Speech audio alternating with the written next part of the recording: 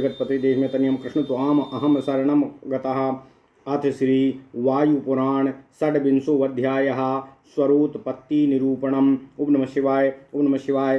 सूतवाचो अहो विस्मयनीयानि रहस्यानि महामते त्वयोक्तानि यथा तत्त्वं लोकानुग्रहकारणात् तत्र वै संशयो बहमवतारेषु शूलिनः किं कारणं महादेवः कलिं प्राप्य सुदारुणं हित्वा युगानि पूर्वाणि अवतारं करोति वै अस्मिन् मन्वन्तरे चैव प्राप्ते वैश्वस्तवे नमः प्रभो अस्मिन् मन्वन्तरे चैव प्राप्ते वैवस्तवे प्रभो अवतारं कथं चक्रे एतदिच्छामि वेदितुम् नह तेत्स्य विदितं किञ्चिद्दिहि लोके परत्र च भक्तानामुपदेशार्थं विनयात् पृच्छतु मम कथयस्व महाप्राज्ञ यति श्राव्यम्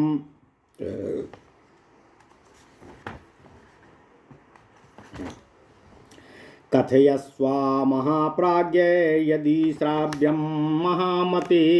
लोमसुवाचो एवं पृष्टोऽथ भगवानो वायुर्लोकहिते रतः इदमाह महातेजा वायुर्लोक नमस्कृतः एतद्गुप्ततमं लोके यन्मां त्वं परिपृच्छसि तत्सर्वं शृणुगाधेय उच्यमानं यथाक्रमं पुराहे कार्णवे वृत्ते दिव्ये वर्षसहस्रके सृष्टुकामः प्रजा ब्रह्मा चिन्तयामास दुःखितः तस्य चिन्तयमानस्य प्रादुर्भूतः कुमारकः दिव्यगन्धः सुधापेक्षी दिव्यां श्रुतिमुदीरयन् अशब्दस्पर्शरूपां तां गन्धां रसवर्जितां श्रुतिं युदीरयन् देवो यामविन्द चतुर्मुखः ततस्तु ध्यानसंयुक्तस्तप आस्थाय भैरवं चिन्तयामास मनसा त्रितयं कोऽन्ययं त्विति तस्य चिन्तयमानस्य प्रादुर्भूतं सदक्षरम् अशब्दस्पर्शरूपं च रसगन्धविवर्जितम् अथोत्तमं सा लोकेषु स्वमूर्तिं चापि पश्यति ध्यायन् वै सा तदा देवो मथैनं पश्यति पुनः ते श्वेतमथरक्तं च पीतं कृष्णं तदा पुनः वर्णस्थं तत्र पश्येतो न स्त्री न च नपुंसकम् तत्सर्वं सुचिरं ज्ञात्वा चिन्तयन् हि तदक्षरम् तस्य चिन्तयमानस्य काष्ठादुत्तिष्ठतीक्षरः एकमात्रो महाघोषः श्वेतवर्णः सुनिर्मलः सा ओङ्कारो भवेद्वेदः अधोह्यक्षरं वै महेश्वरः ततः चिन्तयमानस्य त्वक्षरं वै स्वयंभुवः प्रादुर्भूतं तु रक्तं तु सा देवः प्रथमः स्मृतः ऋग्वेदं प्रथमं तस्य त्वग्निमीले पुरोहितम् एतां दृष्ट्वा ऋचं ब्रह्मा चिन्तयामास वै पुनः तदक्षरं महातेजाः किमेतदिति लोककृतो तस्य चिन्तयमानस्य तस्मिन्नथ महेश्वरः द्विमात्रमक्षरम् ईजे ईश्वित्वेन द्विमात्रिकं ततः पुनर्विमात्रं तु चिन्तयामास चाक्षरं प्रादुर्भूतं च रक्तं तच्छेदने गृह्य सा यजुः इसे तोर्जे त्वा वायवः स्थदेवो वः सवितः पुनः ऋग्वेदः एकमात्रस्तु द्विमात्रस्तु यजु स्मृतः ततो वेदं द्विमात्रं तु दृष्ट्वा चैव तदक्षरं द्विमात्रं चिन्तयन् ब्रह्मा त्वक्षरं पुनरीश्वरः तस्य चिन्तयमानस्य ओङ्कारः सम्बभूवः ततस्तदक्षरं ब्रह्मा ओङ्कारं समचिन्तयत अथापश्यत् ततः पीता मृचं चैव समुत्थिताम् अग्न आयाहि वीतये गृणानो हव्यता दातये ततस्तु सा महातेजा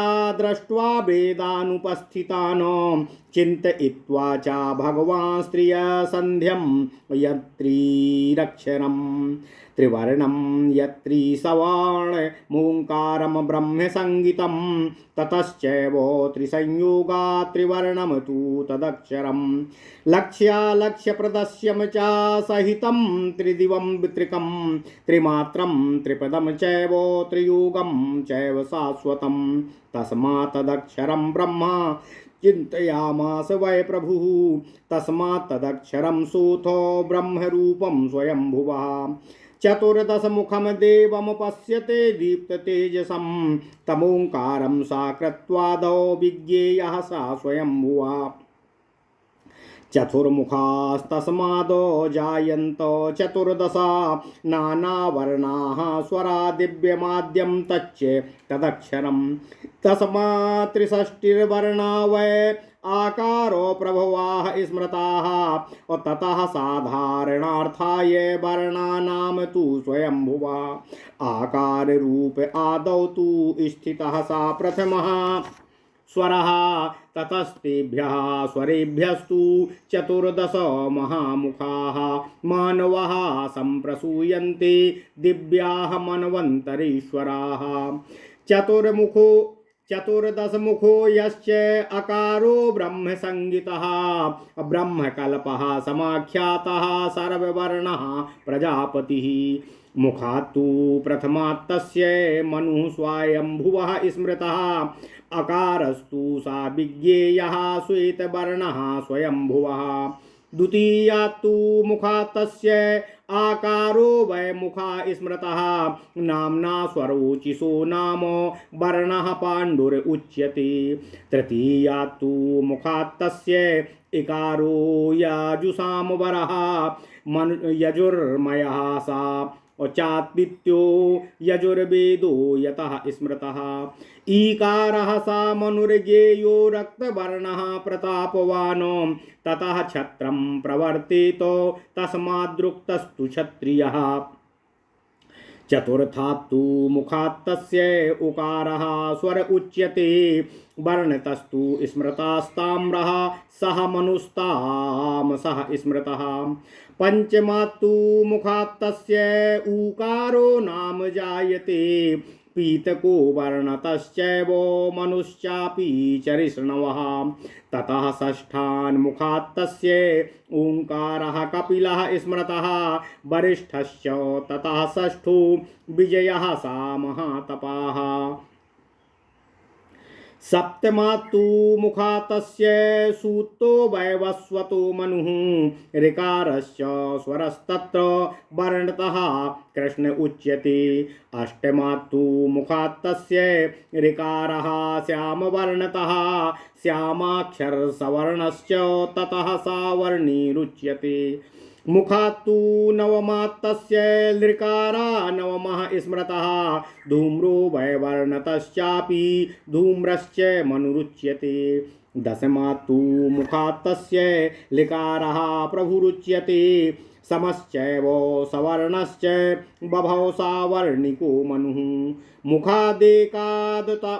मुखादेकादशास्तस्य एकारो मनुरुच्यते पिसंगे वर्णतश्चैव पिसंगो वर्ण उच्यते द्वादशात्तु मुखात् तस्य ऐकारो नाम उच्यते पिसंगो भस्म वर्णाभः पिसंगो मनुरुच्यते त्रयोदशान्मुखात् तस्य ओंकारो वर्ण उच्यते पंचवर्ण समायुक्तः ओंकारो वर्ण उत्तमः चतुर्दशान्मुखात् तस्य औकारो वर्ण उच्यते कर्पूरो वर्ण तस्यैव मनुः सावर्णिरुच्यते इत्येते मनवश्चैव स्वरा वर्णाश्च कल्पतः विज्ञेया हि यथा तत्त्वं स्वरतो वर्णतस्तथा परस्पर सवर्णाश्च स्वरा यस्माद्व्रता हि वै तस्मात् तेषा सवर्णत्वाद्वन्यस्तु प्रकीर्तितः सवर्णा सदृशाश्चैव यस्माज्जातास्तु कल्पजाः तस्मात् प्रजानां लोकोऽस्मिन् सर्ववर्णा सर्वसन्धया भविष्यन्ति यथा शैलं वर्णाश्च न्यायतोऽर्थतः अभ्यासात्यन्यथश्चैव तस्माज्ज्ञेयः स्वरा इति। ओम नमः शिवाय, ओम नमः शिवाय, ओम नमः शिवाय। ओम नमो भगवते वासुदेवाय। ओम देवकी सुत गोविंद वासुदेव जगतपति देहिमेतनियं कृष्ण त्वाम अहम शरणं गतः।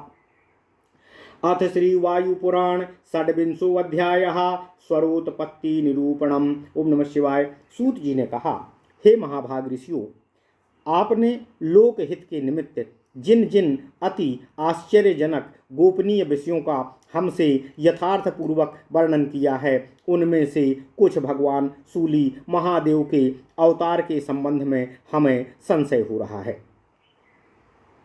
इसके पहले की सभी युगों का परित्याग कर अब वैवस्वत मनवंतर के भीषण कलिकाल में क्यों अवतीर्ण हुए, यह हम आपसे जानना चाहते हैं। इस लोक अथवा परलोक के संबंध में आपने आपसे कुछ भी अविदित नहीं है। इसलिए हे वायुदेव, हम विनय पूर्वक आपसे पूछ रहे हैं, हे महामते, हे महाज्ञानी, यदि हम लोगों को सुनने योग्य हों, हम लोग इसको सुनने योग्य हों, तो भक्तों के हितार्थ आप उसका वर्णन करने की कृपा कीजिए। लोमस ऋषि ने कहा कि लोकहितैषी महातेजस्वी भगवान वायुदेव इस प्रकार पूछे जाने पर ऋषियों से बोले, हे गाधेय, हे विश्वामित्र, तुमने अत्यंत ही गोपनीय प्रश्न पूछा है। मैं इसे क्रमशः आपसे कह रहा हूँ, आप इसको सुने। पहले दिव्य सहस्त्र वर्षों तक यह जगत एकार्णवीभूत था। उस समय प्रजापति ब्रह्मा सृष्टि के विषय में दुखी होकर चिंता करने लगे। उनके चिंतित होने पर एक दिव्य सुगंध युक्त सुधा अभिलाषी कुमार दिव्य श्रुतियों का उच्चारण करते हुए प्रकट हुआ। उसके इन अशब्द स्पर्श रूपा गंध रस वर्जित श्रुत के उच्चारण से भगवान ब्रह्मा ने ग्रहण किया। फिर वे ध्यानरत होकर घोर ततश्चरण करते हुए सोचने लगे कि यह मनुष्य कौन है तथा इसके द्वारा उच्चारित त्रिमूर्ति क्या है। उनके इस प्रकार ध्यान करने पर शब्द स्पर्श रस गंध रहित अक्षर प्रादुर्भूत हुए। भगवान ब्रह्मा ने लोक में उन अनुत्तम अक्षरों तथा अपनी स्वयं की मूर्ति को भी देखा। ध्यानावस्था में उन्होंने फिर देखा कि वेद स्वरूप अक्षर श्वेत कृष्ण रक्त तथा पीत वर्ण के हैं और वे ना तो स्त्री हैं और ना ही नपुंसक हैं। इस प्रकार उन अक्षरों के स्वरूप से भली प्रकार से अवगत हो जाने पर जब वे फिर चिंतित हुए, उसी समय उनके कंठ भाग से एक महाघोष श्वेत वर्ण सुनिर्मल एकमात्र अक्षर उत्पन्न हुआ। वह ही अक्षर वेद ओंकार तथा साक्षात महेश्वर का स्वरूप था। इसके बाद भगवान स्वयंभू ब्रह्मा ने पुनः अक्षरों के विषय में चिंता करने पर एक श्वेत वर्ण अक्षर उद्भूत हुआ। वह रक्त वर्ण अक्षर ही आदिदेव तथा ऋग्वेद का प्रथम मंत्र अग्निमीले पुरोहितम कहलाता है। इस ऋचा की उत्पत्ति देखकर लोककर्ता ब्रह्मा फिर सोचने लगे कि यह क्या है। महातेजस्वी ब्रह्मा के इस प्रकार सोच रहे थे कि प्रभुत्व संपन्न द्विमात्र अक्षर रूप महेश्वर प्रकट हुए। फिर वे उस द्विमात्र अक्षर के विषय में सोचने लगे। उनके चिंतित होने पर ऋक छंद युक्त रक्ताक्षर यजु प्रकट हुआ। इस यजु के आदि में इसे त्वेर्जे इत्यादि मंत्र है। ऋग्वेद को एकमात्र तथा यजु को द्विमात्र कहा जाता है। ईश्वर ब्रह्मा पुनः द्विमात्र वेद नाम अक्षर को देखकर द्विमात्राक्षर का चिंतन करने लगे। वे उस अविनाशी अक्षर ओंकार का ध्यान करने लगे। ब्रह्मा के चिंतन के फलस्वरूप ओंकार आविर्भूत हुआ। फिर वे उस अविनाशी अक्षर ओंकार का ध्यान करने लगे। तब उन्होंने एक पीत ऋचा अग्न आयाही वीतये को देखा। महातेजा ब्रह्मा इस प्रकार वेदाविर्भाव का अवलोकन कर ब्रह्म संगीत त्रिवर्णात्मक ओंकार का त्रिसंध्या ध्यान करने लगे। वह ओंकार अक्षर 3 वर्णों से युक्त होने के कारण त्रिवर्ण या लक्ष्य प्रदर्श्य संहिता त्रिविध स्वरूप त्रिक त्रिमात्र त्रिपद त्रियोग तथा शाश्वत है। इसलिए भगवान ब्रह्मा उसका निरंतर ध्यान करने लगे। भगवान ब्रह्मा ने उस प्रदीप्त तेजस्क आत्मरूप ओंकार अक्षर को 14 मुख वाला देखा। उन्होंने सर्वप्रथम ओंकार की सृष्टि की थी, इसलिए वे स्वयंभू ब्रह्मा कहलाए। तत्पश्चात उन चतुर्मुख ब्रह्मा के मुख से विविध वर्णों के 14 स्वर तथा दिव्य आद्य अक्षर प्रकट हुए। ओम नमः शिवाय, ओम नमः शिवाय। सामान्यतः इन वर्णों की संख्या 63 है और ये सभी आकार से उत्पन्न हुए हैं। जिन साधारण वर्णों को स्वयंभू ब्रह्मा ने देखा था, उनके आदि में यह आकार स्थित है तथा इस आकार को ही प्रथम अक्षर कहा गया है। फिर पहले कहे गए 14 स्वरों में मनवंतराधिपति दिव्य प्रधान 14 मनु उत्पन्न हुए। यह आकार ही 14 मुख वाला ब्रह्मकल्प सर्ववर्ण तथा प्रजापति के रूप में विख्यात है। उनके पहले मुख से स्वयंभू मनु उत्पन्न हुए। ये शुक्ल वर्ण के तथा स्वयंभू के आकार स्वरूप हैं। इसी प्रकार इनके द्वितीय मुख से पांडुर वर्ण वाले आकार रूप वाले स्वरोचिष मनु उत्पन्न हुए। तीसरे मुख से इकार उत्पन्न हुआ, जो यजु श्रेष्ठ यजुर्मय तथा आदित्य स्वरूप था। यही यजुर्वेद कहलाता है। ईकार प्रतापवान तथा साक्षात मनु स्वरूप है। यह रक्तवर्ण है और इसी से रक्तवर्ण क्षत्रकुल प्रवर्तित हुआ है। चौथे मुख से उकार उत्पन्न हुआ। यह ताम्रवर्ण का है तथा इसे तामस मनु कहा जाता है। पांचवें मुख से ऊकार उत्पन्न हुआ। यह पीत वर्ण का है तथा चरिष्णु मनु के नाम से जाना जाता है। तत्पश्चात छठे मुख से कपिल वर्ण ओंकार प्रकट हुआ। यह महातपस्वी श्रेष्ठ विजय मनु के नाम से प्रसिद्ध है। सातवें मुख से कृष्ण वर्ण वाले ऋक स्वरूप वैवस्वत मनु उत्पन्न हुए। वे आठवें मुख से श्याम वर्ण वाला ऋकार उत्पन्न हुआ, जो श्यामाक्षर वर्ण होने के कारण सावर्णी मनु कहा जाता है। नवें मुख से धूम्र वर्ण लृकार उत्पन्न हुआ। धूम्र वर्ण के कारण धूम्र मनु कहा जाता है। 10वें मुख से लृकार उत्पन्न हुआ। यह भी धूम्र वर्ण का है तथा सावर्णिक मनु कहलाता है। 11वें मुख से एकार उत्पन्न हुआ। यह पिसंगी वर्ण का है, अतः यह पिसंगी मनु कहलाता है। 12वें मुख से ऐकार की उत्पत्ति हुई। यह पिसंग तथा भस्म तुल्य वर्ण का है तथा पिसांगी मनु कहा जाता है। 13वें मुख से 5 वर्णों से समायुक्त उत्तम वर्ण ओंकार की उत्पत्ति हुई। इसे उत्तम मनु के नाम से प्रसिद्धि मिली है। 14वें मुख से कई तरह के वर्ण वाला ओंकार उत्पन्न हुआ, जो सावर्णी मनु कहलाया। प्रत्येक कल्प में मनुगण इसी प्रकार स्वर तथा वर्ण के रूप में अवस्थित रहते हैं। स्वर तथा वर्ण के अनुसार ही इनका विवरण जानना चाहिए। ये स्वर परस्पर सावर्णता धारण करते हैं, इसलिए वर्ण की समानता के अनुसार ही उनका अन्वय होता है। प्रत्येक कल्प में इनका आकार तथा वर्ण समान होता है, इसलिए इस संसार की सभी संधियां सवर्ण होती हैं। भविष्य में भी सभी वर्ण न्याय तथा अर्थगत एक ही स्वभाव वाली होंगी तथा अभ्यास से एक ही स्वर वर्ण में इसी प्रकार संधियां होंगी। ओम नमः शिवाय। इति श्री वायु महापुराणे वायुप्रोक्ते स्वरोत्पत्तिर्नाम षड्विंशोऽध्यायः। इस प्रकार श्री वायु महापुराण में स्वरोत्पत्ति नामक 26वां अध्याय पूर्ण हुआ। ओम नमः शिवाय, ओम नमः शिवाय, ओम नमः शिवाय।